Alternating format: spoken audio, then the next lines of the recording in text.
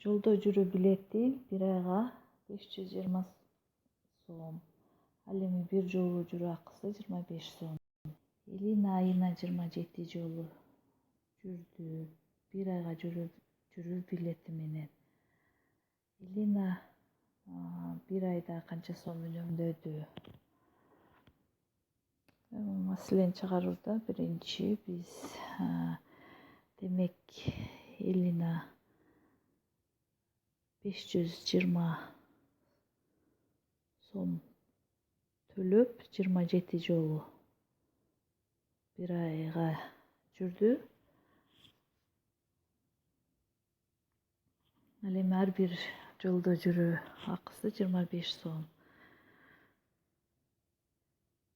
Демек, эгерде Элина бир айга 520 сомго билет албай, ар бир күнү жол жүргөндө, анда биз 27-ни көбөйтөбүз 25-ке.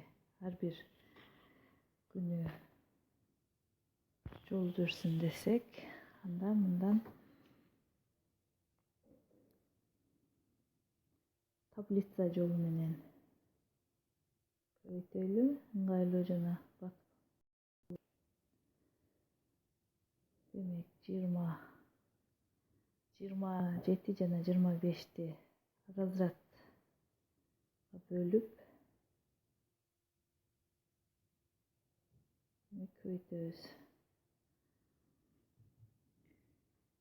20-ны 20-га көбөйтсөк 400, 20-ны 7-ге көбөйтсөк 140, 20-ны 5-ке көбөйтсөк 100. Ал эми 5-ти 7-ге көбөйтсөк 35. Демек, келип чыккан таблицанын ичиндеги сандарды кошсок 400, 140, 100, 35.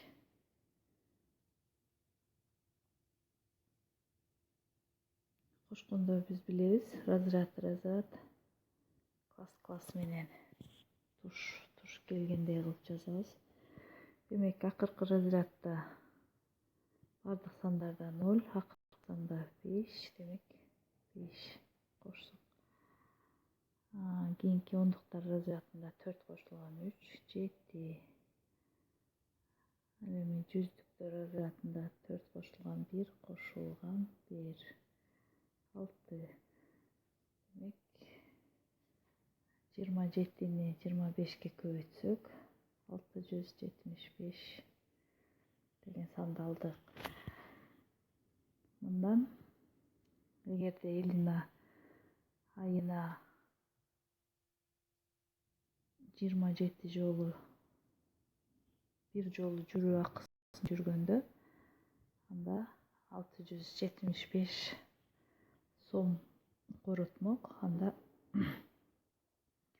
675-тен кемитсек 520-ны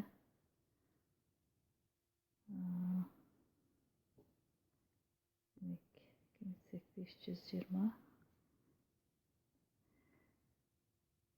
5-тен 0 алсак 5, 7-ден 2-ни алсак 5, 15-ти алсак 1.